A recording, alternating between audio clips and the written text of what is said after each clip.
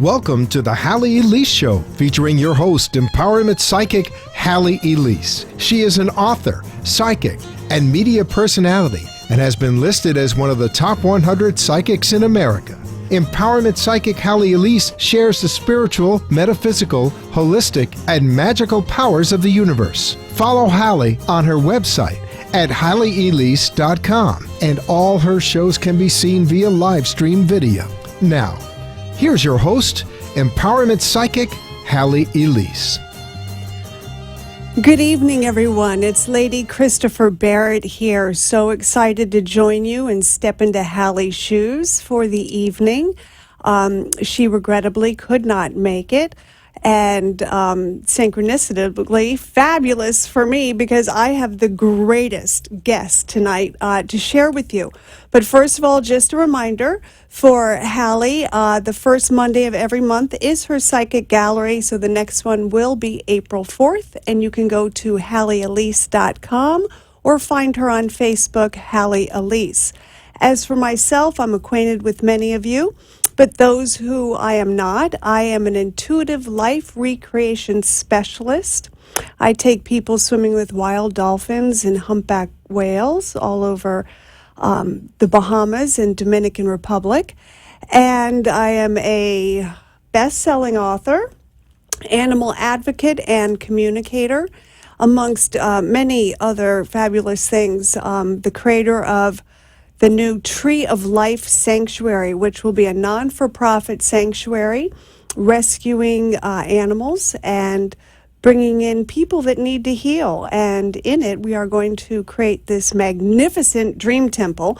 And a lot of this has been created through my dream studies with tonight's guest, Robert Moss. He is so amazing, people, and he has a new class coming up.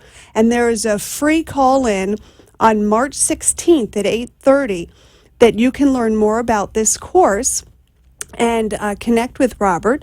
That number is 425-440-5100. And the PIN number is 498523 #. Again, 498523 #.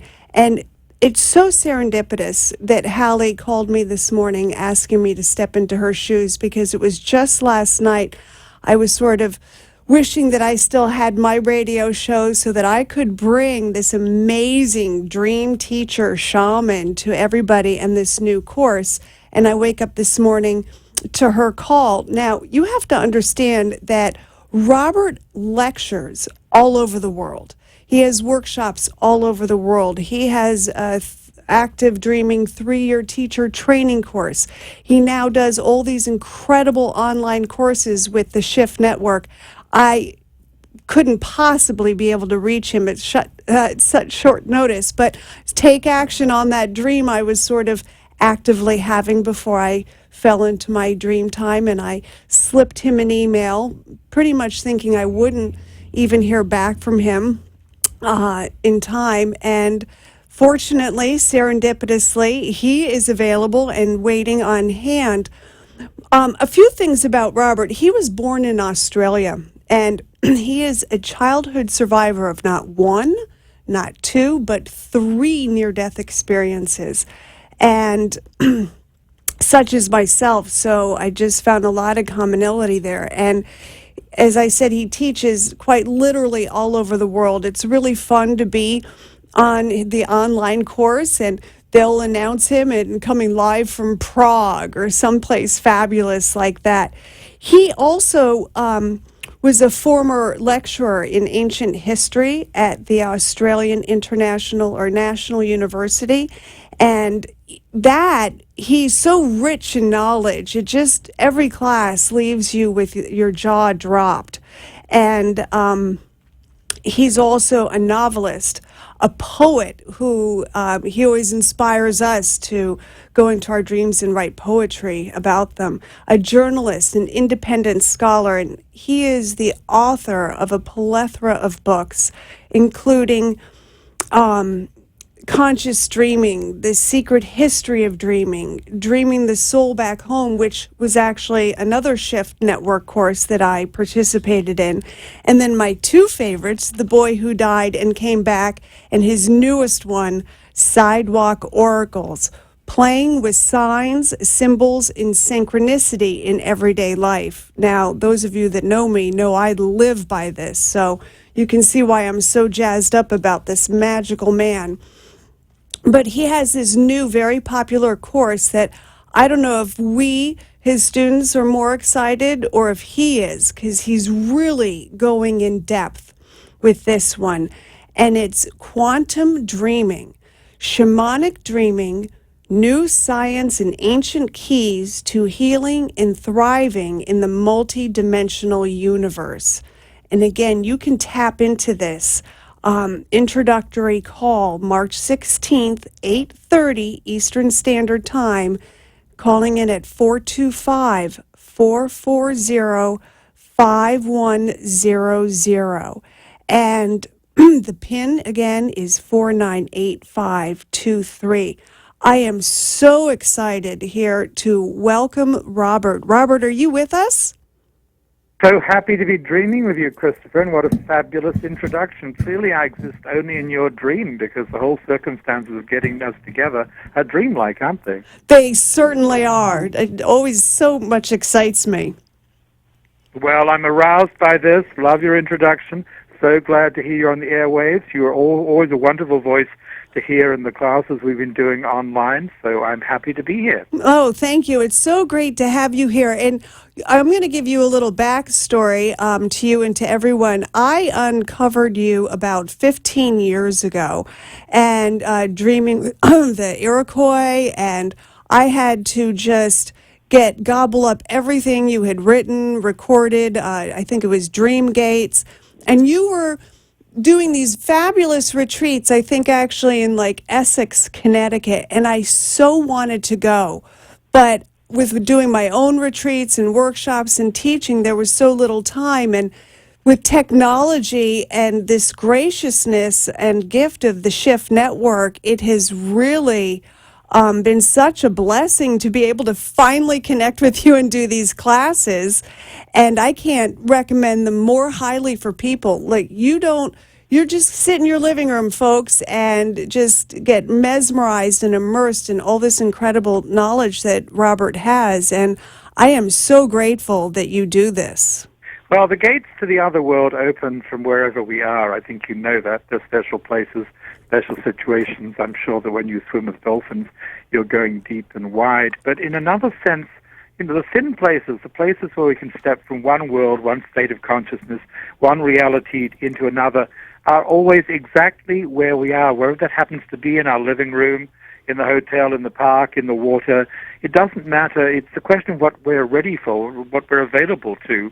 So I've learned through the Shift Network the power of bringing this into people's lives where they live, so you can do it, wherever you happen to be. And that's been a great education for me. I love leading my live retreats. We go to some very romantic and wonderful places, and some of those places have, the history of the land, the holographic memories of the land, so we find ourselves caught up with the spirits of those places. But once again, it's all available to us anytime, exactly where we are, if we're open to it.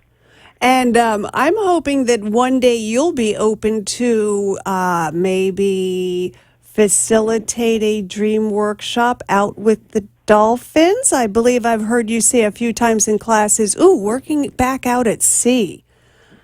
Yeah, so what a lovely idea it is. Yeah, I'd be very interested. I remember once, this isn't dolphins, it's sea turtles, but I remember once I was swimming on Waimea Beach. There are many Waimea beaches in the Hawaiian Islands, but the Waimea Beach on the north shore of Oahu, the wild shore of Oahu. And I was looking for some magic, I suppose, and I was looking for sea turtles, and suddenly I realized I was in a pod of sea turtles. They were all around me, which felt magical, and then I looked at a headland, and there was a rainbow going from the headland into the distance. I thought, okay, we're going to try it. With the sea turtles, maybe I can do it. Maybe I can swim under the rainbow. Of course, physically it's supposed to be impossible. And I swam with the sea turtles, not the dolphins. We swam under the rainbow. By the time we got to it, The rainbow itself had gone, but its blue-white ghost was still there. So I had the experience of swimming with the sea turtles on that occasion under the blue-white rainbow, and it felt like an absolute transportation, absolute transit from one reality into another. Absolutely. And I find the dolphins are a great porthole to that also. And as you're listening to us, folks, you see that we're definitely delving into beyond your ordinary day. And that's one of the great things that Robert brings to us, that there's so much more alive and so many things going on beyond our just ordinary everyday life. And it's accessible through our dreams. And it's not just our sleeping dream, it's every moment we are dreaming. And what are we choosing to dream, or perhaps recreating our dreams? Robert, would you like to talk about this upcoming class a little bit? I'd love to. I'd love to. Great. I mean, this is where the new science meets what ancient shamans and mystics have always known. Our new science, in some senses, has just been catching up with what adventurers in consciousness have known for millennia. Of course, it brings in technological applications, which are great if used wisely. So, what we've learnt in the new science is what, again, the shaman and the mystic and the dreamer have known for a very long time. Consciousness is fundamental. Consciousness creates reality. We've learned that time travel is possible. Dreamers know that. Even somebody who only dreams in the sense of sleep dreams is already experiencing, if they can only manage to remember, the reality of being able to see the future ahead of time. We do that in our night dreams. We go into the future. We see things that might happen. We see things that will happen. When we can learn to discern and clarify the information and take appropriate action, we might be able to make much better choices. Many people, again, who simply dream in the night in their sleep, notice that they seem to have gone to another time or place, maybe from the past. Maybe it's a past life. Maybe it's an ancestral memory. Maybe it's a parallel life that you're living somewhere else right now. A parallel life in which you chose a different partner, chose different work, chose a different home, something like that. You see that in your dreams. The so-called many worlds theory in physics, now called the many interacting worlds, tells us that we're living in maybe a limitless number of parallel universes. You can give yourself a headache when you try to figure out theoretically what that means. But experientially, here's an idea, and this is part of what the new course is about. Suppose that there's a Robert who's been swimming with the dolphins as you do, Christopher, for the last 30 years instead of leading a slightly more sedentary and jet-set life. I'd like to connect with him. I'd like to bring his really wonderful physical fitness and knowledge of the dolphins into my present life. So there's a Robert who's been swimming with the dolphins and the manta rays, which I'd also like to do, despite what happened to Crocodile Dundee, Crocodile Hunter, my countryman. If I've been doing that for the last 30 years, I'd like to bring some of his physical greatness and his familiarity with the waters into my present life, and I'd do much better. So one of the things we're doing in the new course is we're exploring these wild and really remarkably practical applications. If you have a parallel self who's doing interesting things you're not doing right now, maybe you can reach to that self and bring some gifts and lessons from their life. We're looking at all sorts of other things, the way we create our world, the way we create our reality. If consciousness is fundamental, then the way we think and feel and envision things can absolutely recreate our world. So this is just a foretaste of where we're going. And this is a 6-month course, right? Yes. When you know this, when people get into these waters, they want to stay there. They do not want to get out. Oh, I'm always so sad when the course is ending. I'm like, where do I sign up for the next one? You are so great. But the great thing about this is that we you know this, we've created an intentional family, the best kind of family, an intentional community of fabulously creative and inspiring and aroused dreamers all over the planet who come together for these things, and they support each other, they cheer you on, and each time we're doing deep journeys, it's intellectually satisfying because the professor in me, the independent scholar in me, wants to make sure we've got the right information, we've got the right sources, that it's not crazy soap bubble stuff, but it comes from, sources and documents and information we can validate.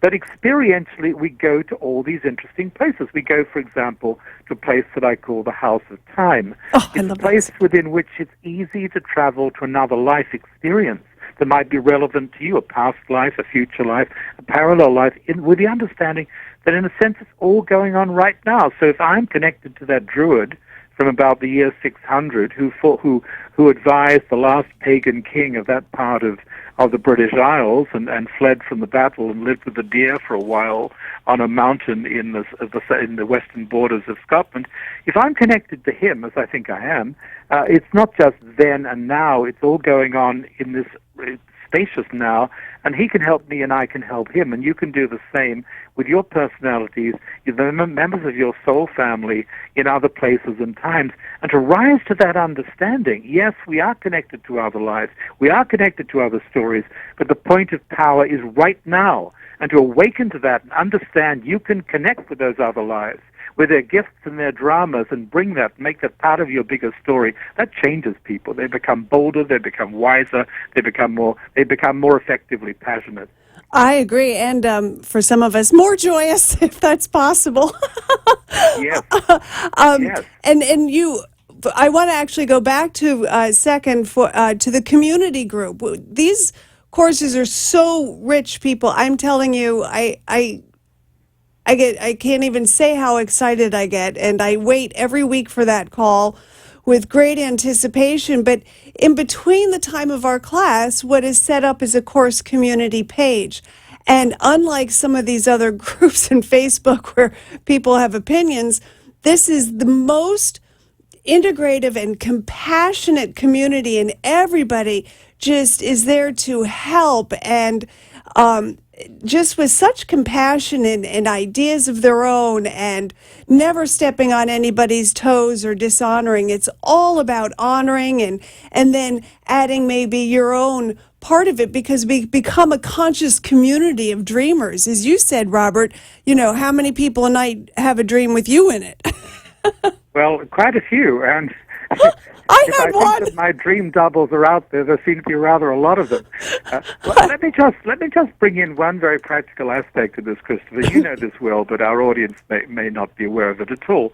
One of the original techniques I've introduced is incredibly simple. It's so very simple. It's a way of sharing our stories, our dreams, and our life stories, which enables us to hold a space for each other when we can really hear and listen to each other's stories and then give each other feedback in a non-intrusive, non-invasive, non-authoritarian way and guide each other towards action. We call this the lightning dream work because it's meant to be quick, like a lightning bolt. It's meant to focus energy, and it's something you can do in a few minutes. Okay, that might not exhaust all you want to do with a dream or a story, but it gives you a start. And it gets rid of any sort of sense that you don't have time for this. I mean, you always have time to have a few minutes to hear or tell a story when you know that you're going to be held in a protected space, a compassionate space, a warm and nurturing space, and get some feedback in the right way. It's got 4 steps. I'll just summarize them very quickly so people know what I'm talking about. Great. We encourage each other to tell the story. Well, you've got a dream, okay, something happened to you, some synchronicity happened, an odd incident. Well, tell it like a story. Tell it so people would want to hear it. And already when people are being encouraged to tell a story so others can hear it, they're gaining power. There's tremendous power in being able to tell something so others want to hear. So step 1 is, let's get the story out. Let's tell it in a way that others will listen to. Let's make sure we've got a space where we can be heard. This becomes great practice in telling the things you need to say, speaking your truth, etc. And then you know, your friend, your guide, your partner, it might be just one person, it might be a whole group, is going to ask you a few essential questions. What do you feel about this? First feelings. What do you recognize from this in the rest of your life? Could it happen in the future? Because dreams in particular are always rehearsing us for the future. People miss this, but we are all naturally psychic in our dreams. One of the things we do in our dreams is we scout out the roads ahead for ourselves and for others. And then we come to the phase where we offer each other feedback. We learn to do it in this process in a very respectful, mutually affirming way. It's a way that we need to learn to talk to each other in our culture, not only about dreams, but about other experiences, other stories, other life incidents. We learn to say to each other when we're going to offer a comment, If it were my dream. Yes, you've got it. You're a master of this. If it were my dream, if it were my life, if it were my experience. Here's what I think about. At that point, if you're playing friend and guide, you don't have to be an expert or a guru. You just offer your take, your feedback from your point of view, from your life experience. You might say something that seems to have nothing to do with the story you've heard, but intuitively something is coming up, welling up in you, which might speak directly to the person who's told the story. And finally, we ask for an action plan. It's about bringing into embodied life, into everyday life, the energy from a dream or a story. So we do better, we live more joyously, we follow the guidance, we honor the thing in whatever way is appropriate. So that's this simple process, a simple lightning dream work thing, which I invented 16 years ago in the year 2000, is at the heart of the matter. It's the basis of creating communities, families of people who can share things in the right way, give each other feedback, support each other as they take action to honor advice and guidance coming from deeper sources that are ordinarily available. And the other thing I love is, the beginning is title your dream. Once you start getting the title, right? Absolutely. I left, thank you. I left out, for the sake of brevity, two things, front and back, top and bottom. Bumper sticker. When you tell a story, I'm always going to say, what's the title for this story? And it's amazing what happens when someone comes up with a title. Many people are not familiar with this process, but when they learn to give something a title, they're learning a way of branding things, of naming things. There's great power in naming. And at the end of the process, we also often say, okay, bumper sticker, please. What's a phrase, a mantra, a slogan, a banner? What is a phrase that distills and harvests something from the dream or the story that you can take with you? So one of the things that happens in these courses and these programs is people become so good at creating their own one-liners, at naming things. Yes. As I say, there's such power in naming things. In many mythologies, things come into being in this world because they're named. In Australian Aboriginal belief, for example, the ancestors walked this world, the ancestors were more than human, and as they named things, they came into being, they came into manifestation. That might be more true than we understand. To give the right names to things, the names that work for us, might be to bring things into manifestation in our lives and our worlds. So getting into the practice of naming things really, really well is great, great practice. And I love it because, I've been humbly, in no comparison to you, oh great Oz of dreams, teaching about dreams, and we're always in a dream for many, many years. And, I always tell people, please throw out the dream dictionary.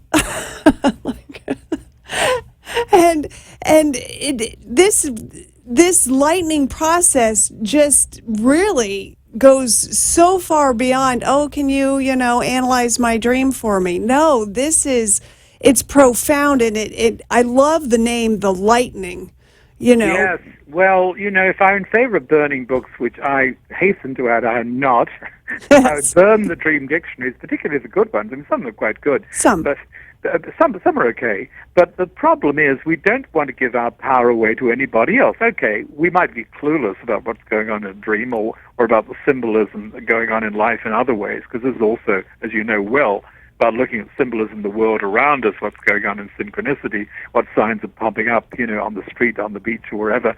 But, we might be clueless. We might not know what that symbol means. We might we might need feedback, but the way to get that feedback is not to look it up in a book and assume that what the book tells you is correct. The river in your dreams is not the river in my dreams necessarily. The spider in your dreams is not the spider in my dreams.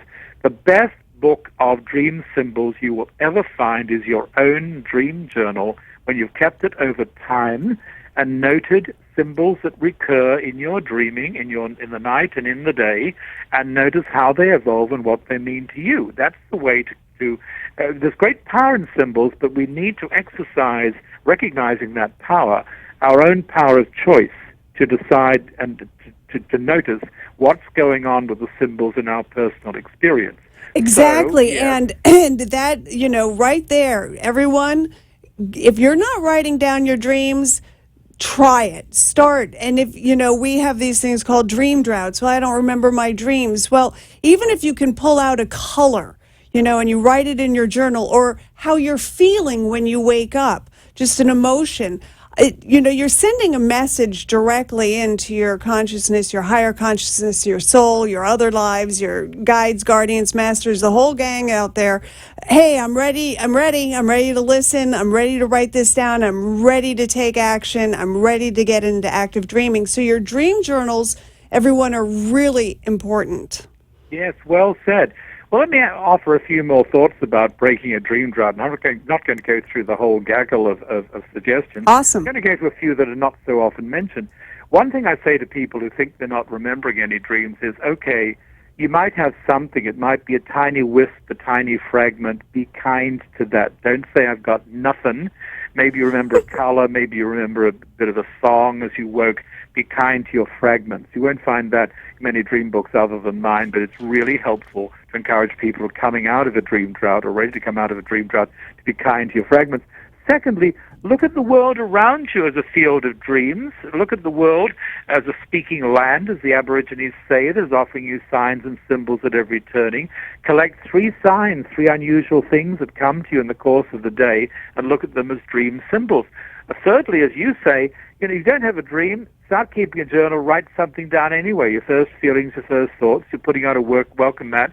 You're saying to the producers of your dreams, I'm here, I'm available, pay attention. And finally, for now, the liminal state, the borderland state between sleep and awake, when you first wake up in the morning, if you don't have to be jangled out of sleep by the alarm clock and rush off to work or something, that is a great time to let images come to you. You're drifting. You're in horizontal meditation, I now like to say, and see what is available to you and what you're available to in that liminal in-between state. That can be a great place to reconnect with your dreams. That is awesome. Robert, I think we are actually complete. The music has come on. I want to thank you so much for joining me.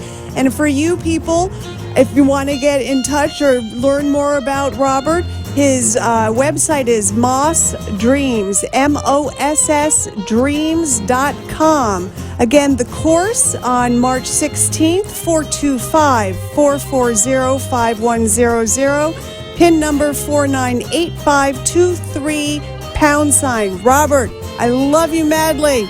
You're so great, Christopher. Thank you so much. May your best dreams come true. Thank you, and may yours as well. Thank you, everyone, for joining me. Remember, Halley Elise has her psychic gallery on April 4th, and you can find her at HalleyElise.com. You can find me, Lady Christopher Barrett, Facebook. My website is down, so that's how you can reach me. Thank you, everyone, and may all your dreams come true. And join us on March 16th. Thank you. Be enchanted and delighted. Connect each week here on WNN for the Halley Elise Show. Also on Facebook and at HalleyElise.com. Thanks for tuning in. The opinions